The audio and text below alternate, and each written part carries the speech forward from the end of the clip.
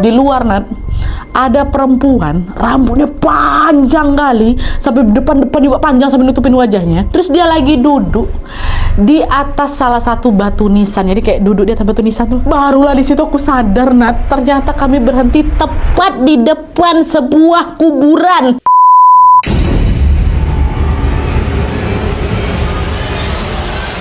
Oke, jadi kisah yang aku ceritakan ini dikirim sama Wak kita yang bernama Sekar dari Bandung. Halo Kak Sekar. Nah, sebelum masuk ke ceritanya, aku mau sedikit menceritakan latar belakang Sekar nih dulu Wak ya. Jadi Sekar ini tuh punya saudara jauh yang usianya sebaya sama dia. Namanya Dila dan juga Mariam. Neneknya Dila, Sekar, dan Mariam ini bersaudara Wak, kakak beradik. Jadi otomatis mereka bertiga pun masih ada hubungan keluarga gitu. Nah, selain ada hubungan keluarga Wak, kedekatan Sekar dan Dila dan juga Mariam ini berawal dari latar belakang mereka yang hampir mirip. Kata si Sekar, mereka bertiga ini sama-sama punya keluarga yang kurang harmonis gitu. Nah, dari situlah mereka merasa senasib juga dan jadi semakin dekat. Kan juga biasanya manusia memang lebih gampang akrab kalau punya kesamaan kan Wak ya. Nah, Sekar sama Dila ini sering ngerasain kurang dapat kasih sayang Wak dari orang tua mereka. Sementara Mariam juga ngalamin hal yang sama, cuman levelnya lebih berat lagi si Mariam ini Nadia, kata si Sekar, karena orang tuanya itu bukan sekedar nggak harmonis aja, tapi bahkan sudah bercerai. Nah, setelah perceraian itu, ayah Mariam ini merantau ke luar negeri, sementara ibunya yang namanya Bu Nur sibuk bekerja di kota lain. Jadilah si Mariam ini ditinggal di rumah tuh, dan cuman sering sama neneknya aja. Sayangnya di tahun 2019 nenek Mariam juga meninggal dunia Wak karena faktor usia. Kepergian sang nenek itulah yang membuat Mariam makin terpukul lagi dan makin merasa kesepian. Dan sedihnya lagi, di masa sulit itu hubungan Mariam sama ibunya ini malah makin buruk gara-gara kurang komunikasi. Hubungan itu juga makin renggang lagi Nadia waktu mamanya atau Bu Nur ini nikah lagi Wak sama laki-laki yang lebih muda namanya Om Bagus. Sebenarnya Mariam nggak setuju sama pernikahan mereka berdua itu Wak, tapi karena hubungan dia sama mamanya juga udah lama renggang, udah nggak dekat-dekat kali, makanya Mariam ini juga nggak berani nyampein isi hatinya itu ke Bu Nur. Nah, di saat Mariam lagi terpuruk inilah Sekar sama Dila sebagai saudara dekat ini yang nggak tinggal diam di situ Wak. Mereka sering tuh datang ke rumahnya Mariam, nemenin si Mariam yang memang lagi kesepian kali ini. Dan untungnya juga kehadiran kedua saudaranya lumayan bisa menghibur hati Mariam lah gitu. Dia perlahan juga mulai bangkit dan menyibukkan diri dengan belajar jadi MUA profesional ya. Nah, setelah punya portofolio yang cukup, barulah si Mariam ini meniti karir menjadi MUA profesional yang ada di kotanya. Dan supaya nggak kewalahan Wak, jadi setiap kali dapat job merias, Mariam ini bakal ngajak Wawa nih, ngajak si Sekar untuk menjadi asisten pribadinya.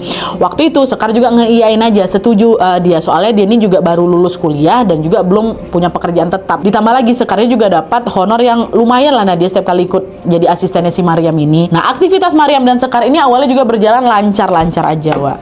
Sampai akhirnya pada suatu hari Sekar notice kalau sikapnya Mariam ini perlahan-lahan mulai berubah. Bahkan bikin si Sekar ini ngerasa asing kali sama saudara ini, sama si Mariam ini. Perubahan ini bermula ketika belakangan itu Mariam ini jadi sering marah-marah, Nat. Sering marah-marah ke aku, cuma gara-gara hal-hal sepele. Awalnya Sekar mikir, oh mungkin dia lagi sensi atau mungkin dia lagi kecapean kali ya. Tapi makin lama sikap tuh makin muncul setiap hari. Setiap hari. Kesalahannya bukan kesalahan fatal. Kadang juga aku nggak bikin salah dimarah-marah sama dia. Dan Mariam ini Wak tipikalnya bukan orang yang gampang marah loh biasanya. Karena nggak nyaman sama sikap Mariam yang dikit-dikit emosi, dikit-dikit marah, akhirnya Sekar pun mutusin untuk berhenti tuh jadi asisten MUA-nya si Mariam. Tapi meskipun hubungan profesional mereka sudah berakhir, Sekar masih sering kok dia main sama si Mariam dan selalu dengerin keluh kesahnya si Mariam gitu. Jadi cuman nggak kerja aja lagi sama dia gitu. Nah, sifat pemarahnya Mariam juga nggak berhenti di situ Wak. Di sini si Mariam ini malah makin sering lagi marah ke Sekar tanpa alasan yang jelas. Jadi bukan cuman ke Sekar aja, bahkan Dila, sepupu yang lain, dua pupu yang lainnya juga merasakan hal yang sama. Dan selain suka marah-marah, Sekar ini juga notice kalau Mariam ini perlahan-lahan bertingkah janggal. Pernah waktu suatu malam nih Nadia, aku nginap di rumah dia ya kan. Nah, waktu aku lagi tidur, Mariam ini rupanya pergi keluar rumah, tapi nggak bilang-bilang mau kemana, nggak bangunin aku, nggak pada pergi aja gitu. Nanti waktu subuh baru si Mariam itu nelpon aku, dia minta jemput gara-gara dia nggak bawa duit sama kendaraan, tapi dia keluar malam itu. Kan jelas sekarang waktu si Mariam ngomong kayak gitu kan loh, kok Kau pergi ke sana sama siapa? Kau naik apa? Ngapa tiba-tiba nggak jemput? Maryam malah jawab, nggak tahu juga aku dari mana, kenapa aku bisa di sini, kata si Maryam gitu, Wak. Nah, awalnya Sekar pikir ya udah Maryam cuma iseng-iseng aja kan, makanya dia juga nggak terlalu nanggapin serius nih.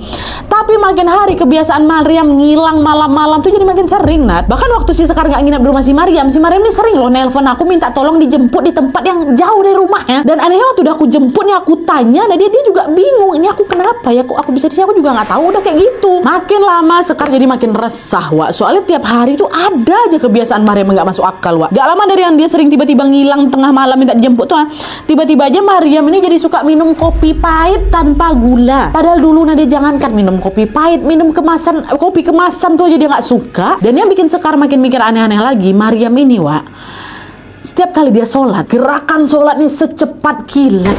Bahkan bisa diselesai kurang dari 1 menit. Bayangkan sama kalau secepat apa itu. Secepat itu dia sholat. Pas ditanya sama Sekar, ngakak dia ketawa. Sambil lipat mukena gitu.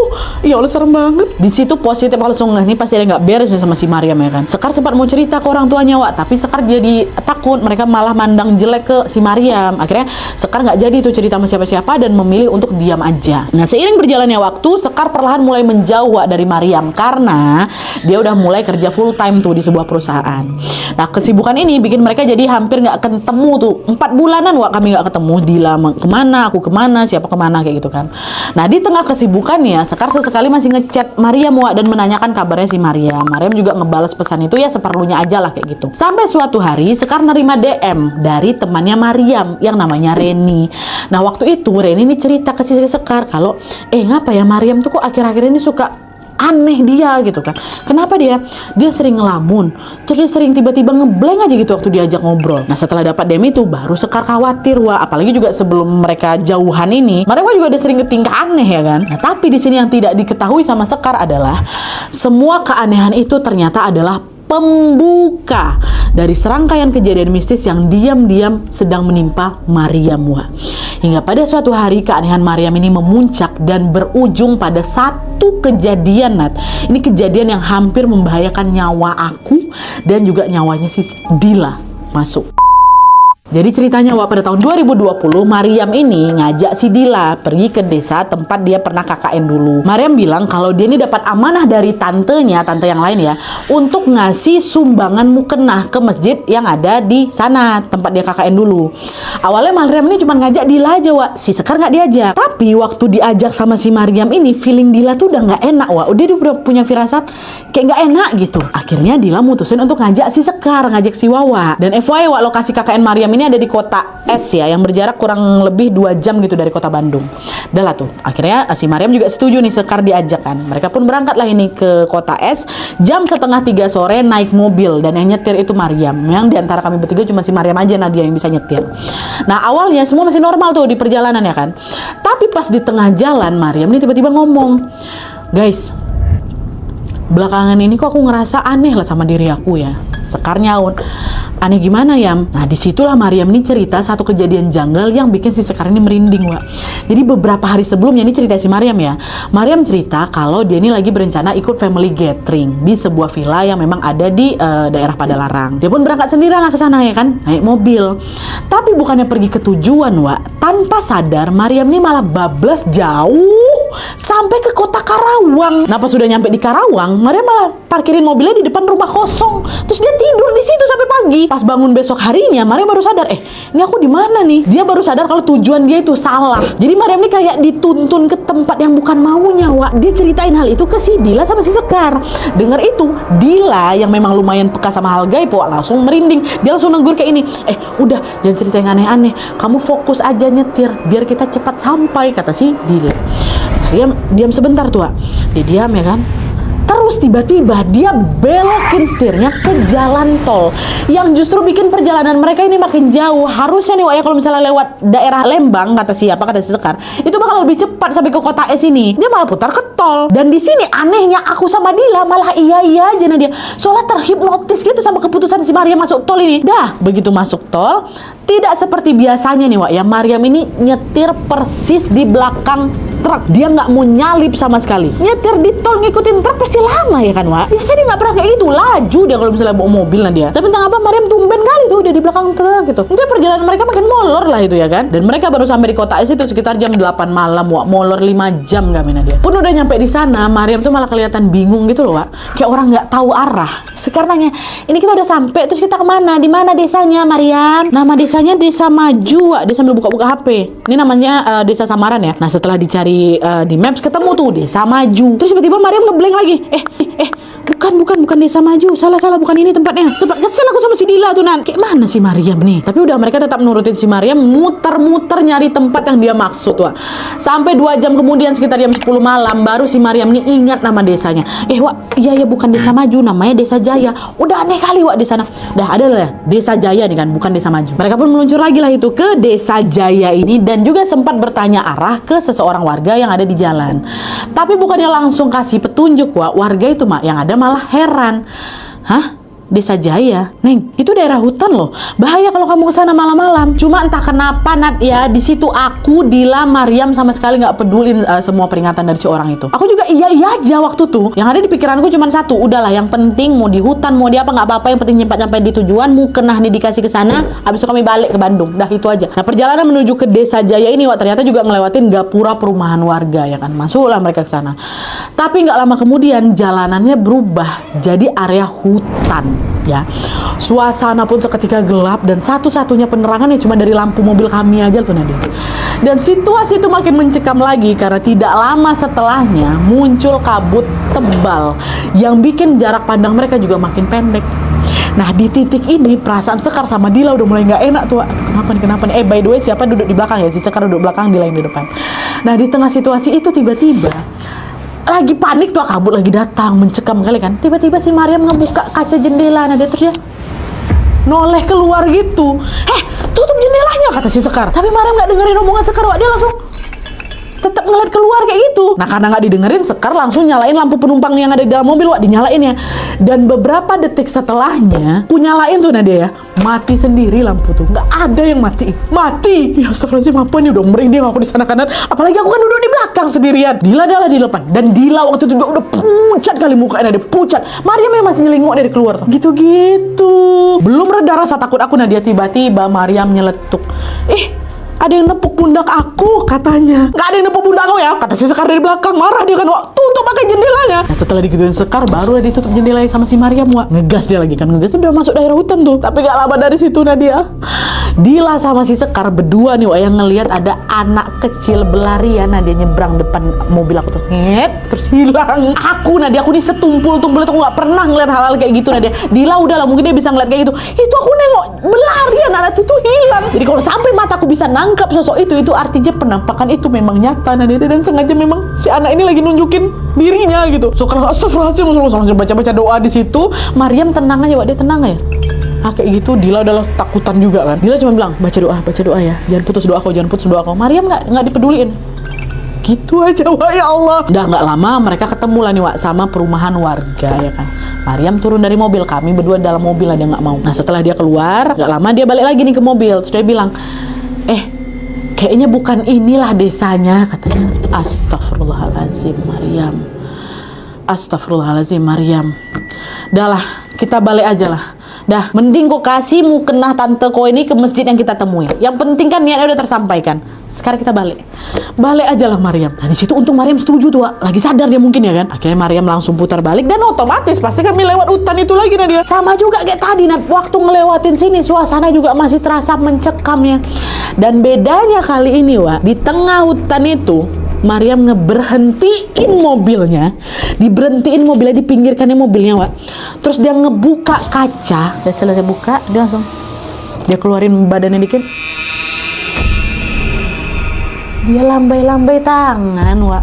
Dia lambai-lambai tangan seolah-olah lagi pamitan sama orang. Dan kok tahu udah dia, kata si Sekar, waktu aku lihat ke jendela kaca dekat si Mariam itu, jendela sampingnya si Mariam itu, di luar, ada perempuan, rambutnya panjang kali, sampai depan-depan juga panjang sampai nutupin wajahnya. Terus dia lagi duduk di atas salah satu batu nisan. Jadi kayak duduk di atas batu nisan tuh. Dia duduk di situ. Barulah di situ aku sadar, ternyata kami berhenti tepat di depan sebuah kuburan. di situ. Astagfirullahaladzim. Apa? Karena refleks aku nengok ke arah lain kan, ngarah depan. Pas aku noleh ke depan ini Nadia, yang ku tengok apa? Dari jauh aku lihat ada perempuan pakai baju kebaya, Nadia, selendangnya warna hijau kayak penari kayak gitu. Dia ngelihat ke mobil sampai perempuan itu lagi dada-dada, dan si sepupunya ini, si dua pupunya udah habis kayak gini, dia dada-dada kayak gitu. Mariam, kata si Sekar, marah Sekar, Mariam jalan sekarang, jalan. Tapi Mariam gak hirauin, dia masih ngelambai-lambain tangannya ke sosok kebaya di depan itu. Dan di saat yang sama, Dila ngapain? Dila udah muntah-muntah, Wak. Dila udah muntah-muntah waktu itu. Aku gak kuat. Aku gak kuat, berat kali gangguannya. Dah temuntah si Dila. Karena Maria masih kayak gitu juga, masih gitu-gitu juga. Dila juga udah temuntah-muntah. Kalian bayangin jadi akunat, kata si Sekar. Kalian bayangin aku macam mana, bingung aku karena aku harus ngapain. Akhirnya di situ, Wak, udah naik pitam kali si Sekar kayaknya kan. Kok dia majukan badannya, ditampar. Sadar kok Mariam, ditampar si Mariam. Pas ditampar sama si Mariam baru dia tersentak, macam seolah-olah sadar gitu si Mariam nih. Baru dia langsung ngegas mobilnya lagi. Sepanjang jalan itu Nadia, suasana dalam mobil itu tuh hening sehening-heningnya.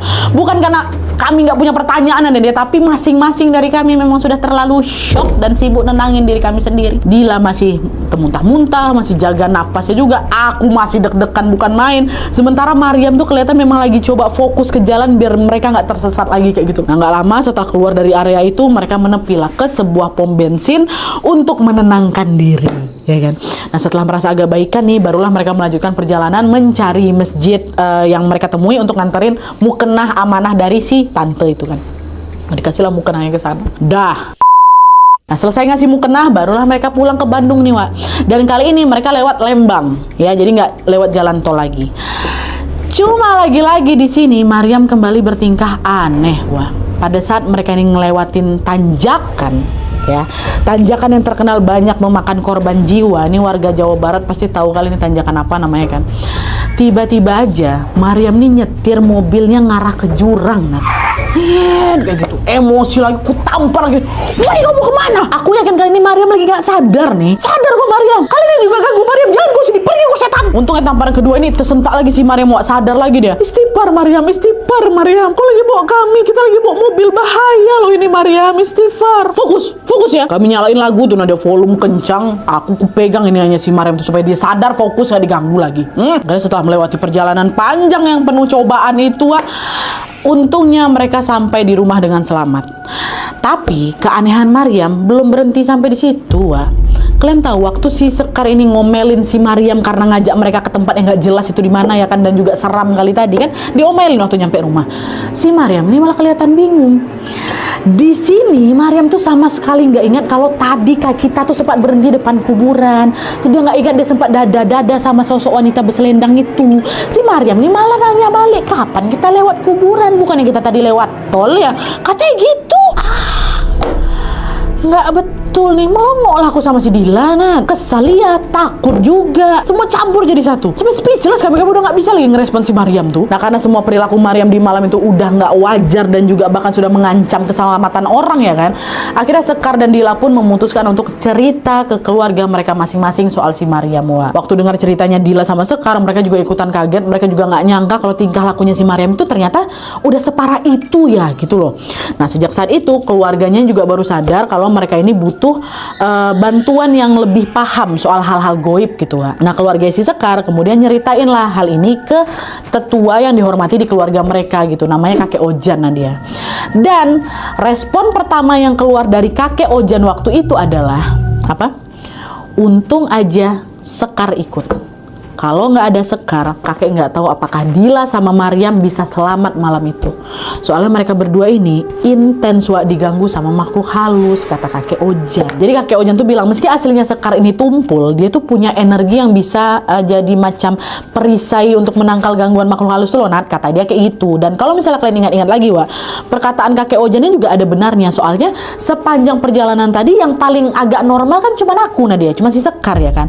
Mariam udahlah, pikirnya udah ngawang, udah udah nggak ngerti lagi lah, in out gitu kan. Sementara si Dila yang memang tajam ini juga ketakutan gara dia udah lihat banyak kali makhluk halus di sekitar perjalanan mereka. Dia juga nggak bisa ngontrol. Sekar ini juga takut sebenarnya, tapi dia masih bisa ngontrol dan berani tegas ke Maryam tuh. Maryam ditampar sama dia kan. Udah nih, akhirnya setelah kejadian itu keluarga Sekar pun juga cerita ke keluarga intinya Maryam, which is ke mamanya gitu kan. Tapi waktu itu mereka ini, keluarga intinya ini hanya menganggap Maryam tuh cuma butuh ditemenin aja gitu loh. Nah karena responnya kayak gitu, Maryam ya belum dapat penanganan yang tepat lah. Misalnya entah mungkin diruqyah, dibawa berobat atau diobatin yang macam-macam itu nggak ada. Nah sikap keluarga Maryam yang cenderung ngebiarin ini malah bikin kondisinya si Maryam ini makin parah lagi.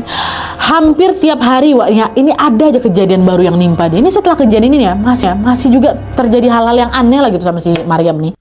Jadi suatu hari Maryam ini pernah ya diajak sama keluarga Sekar makan malam gitu. Nah dia kan biar dia nggak kerasa kesepian kali. Kami ajak makan malam. Nah pas di restoran Maryam ini makan banyak kali dia. Makan banyak kali, lahap kali. Terus nambah berkali-kali nggak berhenti. Sebanyak itu dia makan sampai muntah. Sampai muntah di tempat saking mungkin udah kenyang kali, tapi sudah makan lagi. Normal nggak kalian kayak gitu? Dan biasanya juga Maryam itu lumayan picky eater jadi dia tuh nggak pernah bisa makan banyak gitu, dia jaga badan juga. Kamu bayangin dia makan, aduh aku kebayang sih. Terus pernah juga Sekar sama si Dila ini ngajak si Maryam itu karaoke ya kan, biar refreshing. Tapi waktu nyampe di tempat karaoke, ekspresi Maryam tuh langsung tegang, matanya melotot dan seolah macam nggak suka gitu diajak ke sana. Padahal biasanya Maryam tuh paling suka kalau diajak karaoke ya. Nggak berhenti di situ. Pernah juga suatu malam nih Maryam ini pernah ngetok pintu rumahnya si Dila. Macam ketakutan gitu. Coba ditanya kenapa Maryam gitu. Maryam cerita kalau dia dengar ada suara laki-laki bebisik di telinganya. Enak ya makanannya gitu. Padahal waktu itu Maryam lagi sendirian di rumah ya. Maka dia langsung lari tuh ngungsi ke rumahnya si Dila. Nah sehari setelah kejadian itu, setelah yang dia dengar bisikan itu ya, Maryam masih takut nih balik ke rumah. Dia mutusin untuk gantian nginap di rumahnya si Sekar ya.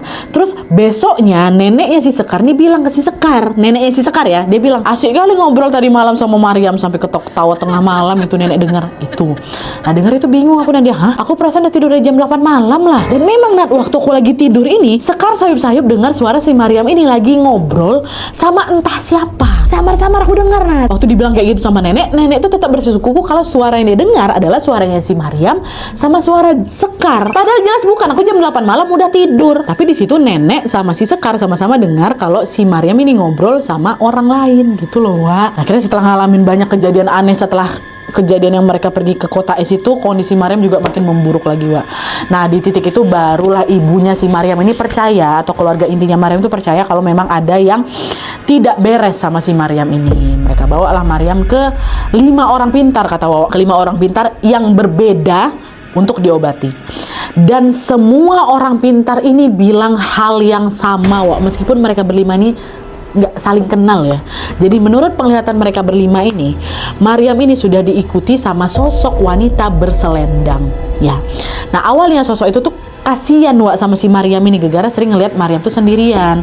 Tapi yang namanya makhluk kayak gitu katanya dia tuh lama-lama bisa jadi posesif dan pengen malah nguasain raga Maryam seutuhnya. Nah dari situlah sosok ini pun nyari cara biar si Maryam ini bisa jauh dari kawan-kawannya di dunia nyata atau dari sahabat-sahabat saudaranya ini. Makanya Maryam berubah jadi itulah dia jadi gampang emosi, jadi sering ngelamun, sering ngeblank, bahkan pernah mau nyelakain diri sendiri kan. Nah mereka juga bilang kalau sosok si wanita berselendang ini katanya bawa energi negatif yang malah bikin atau malah ngundang lebih banyak lagi makhluk-makhluk lain yang masuk ke tubuhnya si Maryam. Jadi makanya setiap kali si Maryam yang tadi tuh lagi makan lahap kayak orang yang lagi kesurupan itu tuh bukan dia yang betulan lapar, bukan si Maryam yang lapar, tapi si Maryam ini kayak lagi ngasih makan gitu loh untuk makhluk-makhluk lain yang nempel di tubuhnya. Dan gongnya lagi, perjalanan mereka ke kota es itu tuh bukan sekedar nganter mukena aja bukan. Tapi si Maryam ini justru macam kayak dituntun pergi ke sana karena si sosok wanita berselendang itu macam mau nunjukin ini loh tempat asli aku, kediaman aku. Di situ dia mau nunjukin itu ke Maryam. Itu keluarga langsung heboh di situ. Soalnya ngomong bukan cuma satu orang, ini 5 orang pintar nih ngomong hal yang sama. Nah dari situlah Sekar pun akhirnya percaya kalau apa yang menimpa si Maryam itu memang gangguan berat, Wak, gangguan berat dan juga ekstrim. Dan nggak berhenti di situ aja. Beberapa hari setelah berobat ini, Wak, ya, Mariam ini masih juga mengalami kejadian mistis. Dan justru kejadian mistis yang ini, Wak, kejadian inilah yang justru ngebuka semua kejanggalan yang selama ini dia alami. Jadi ceritanya suatu hari Mariam tiba-tiba kesurupan, lidahnya ada menjulur kayak gitu, terus tubuhnya meliuk-meliuk kayak ular katanya. Nah, waktu ditanya sama keluarga si Sekar, Wak, sosok yang merasuki Mariam ini menjawab dengan suara nenek-nenek. Aku dengeran deh suara nenek-nenek. Terus nenek tuh ngomong kayak gini, makan tuh, ibu kamu serakah, makanya anak yang kena. Tanah itu harusnya buat saya, tapi pakai bahasa Sunda. Nah, setelah ditelusuri, Wak, ternyata ucapan si nenek yang lagi ngerasukin siapa ini nyambung sama masalah yang lagi terjadi sama keluarganya Mariam. Jadi bapak tirinya si Mariam, Om Bagus itu pernah cekcok sama Bu Nur, mamanya si Mariam, soal warisan tanah miliknya Bu Nur. Om Bagus ini rupanya nggak kerja, Wak, dia cuma numpang hidup aja. Terus tingkahnya juga selangit gitu loh.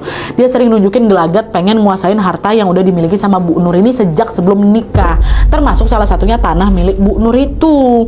Nah, lama-kelamaan Bu Nur ini macam sadar gitu loh kalau suami barunya tuh benalu gitu kan. Bu Nur pun mulai ambil jarak nih, Wak, dan akhirnya berani mutusin hubungan dia sama Om Bagus gitu loh. Nggak terima Om Bagus di situ, Wak. Disitulah dia berniat untuk nyantet Bu Nur. Tapi entah karena perlindungan doa atau faktor lain nih, Wak, ya, kiriman santet yang dikirimin ke Bu Nur itu mental, malah kena ke si Mariam. Jadi gangguan yang menimpa sama Mariam itu macam gabungan dua hal gitu loh, Wak. Yang pertama, ada sosok wanita berselendang tadi yang memang dia datang ke si Mariam karena Mariamnya lagi kosong, lagi kesepian apa segala macam. Ditambah lagi imbas santet dari bapak tirinya. Dan seiring waktu kondisi Mariam juga makin parah lagi, Wak. Jadi suka teriak-teriak nggak jelas, Nat, katanya. Dan yang paling sedihnya aku ya, dia tuh sering buang air kecil di atas tempat tidur loh. Dia nggak sakit, dia bisa jalan, dia apa segala macam normal, tapi dia sering ngompol gitu. Bahkan sempat ada yang ngelihat kalau Mariam ini jalan sendirian, terus macam kayak bawa barang nggak jelas gitu, entah mungkin boneka, entah kadang apa dia bawa sambil ketawa-ketawa gitu. Pihak keluarga nggak diam aja, mereka langsung berusaha ngobatin Mariam ke medis juga. Semuanya baik jalur medis, baik jalur non medis juga dikasihlah pengobatan. Dan setelah proses pengobatan yang lumayan panjang, alhamdulillahnya sekarang kondisi Mariam membaik, Wak. Meskipun belum sepenuhnya pulih seperti dulu, kata Sekar. Sekarang Mariam ini jauh lebih ceria dan hampir macam nggak pernah kesurupan gitu loh. Tapi dulu memang parah kali. Untungnya sekarang udah agak membaik. Mari kita doakan sama-sama semoga Mariam selalu sehat walafiat dan dalam lindungan Allah Subhanahu wa taala. Amin ya rabbal alamin. Semangat Mariam. Oke, Wak, jadi itu tadi cerita tentang Mariam yang selama ini diganggu sama beberapa makhluk halus yang ada di tubuhnya. Kalau dipikir-pikir, Wak, kasihan juga hidupnya si Mariam ini ya. Udahlah hidupnya penuh kesepian, masih juga harus ditambah lagi dengan gangguan dari sosok gaib dan bahkan juga ulah bapak tirinya sendiri. Tapi alhamdulillahnya Mariam masih punya saudara dan juga sahabat yang sangat peduli kayak si Sekar dan si Dila ini. Awalnya juga aku skeptis, Nadia. Sekar yang ngomong. Awalnya aku skeptis juga. Aku pikir Mariam kayak gitu cuman kayak lagi nyari perhatian kami aja karena kesepian itu tadi ya kan. Tapi setelah aku tengok perempuan berselendang depan itu, yang ku tengok yang lagi dada-dada sama si Mariam dan Mariam ikut dada-dada sama si perempuan itu, disitulah baru Sekar sadar kalau itu bukan cari perhatian, tapi memang gangguan nyata yang lagi ngegangguin saudaranya Mariam. Semoga kisah ini bisa menjadi pengingat untuk kita semua. Sesulit apapun kondisi yang sedang kita hadapi, Wak, jangan pernah lepas berdoa dan selalulah ingat kepada Allah Subhanahu wa taala, karena hanya dengan perlindungannya saja kita bisa terhindar dari tipu muslihat makhluk goib yang berniat untuk mencelakai kita. By the way juga kalau di sini kalian ada di posisi Mariam, kira-kira sanggup nggak Wak hadapi semuanya sendirian? Apa jadinya kalau Mariam nggak punya support system kayak Sekar dan Dila? Wih, keren kali Sekar Dila. Apakah kalian juga pernah mengalami hal yang sama? Entah mungkin saudara kalian, sepupu kalian, sahabat kalian, atau mungkin kalian sendiri? Oke, Wak, jadi sekian dulu videonya. Terima kasih banyak yang sudah menonton. Kalau kalian suka video ini, klik like-nya. Jangan lupa komen untuk dan saran-saran untuk selanjutnya. See you next video, Wak. Bye.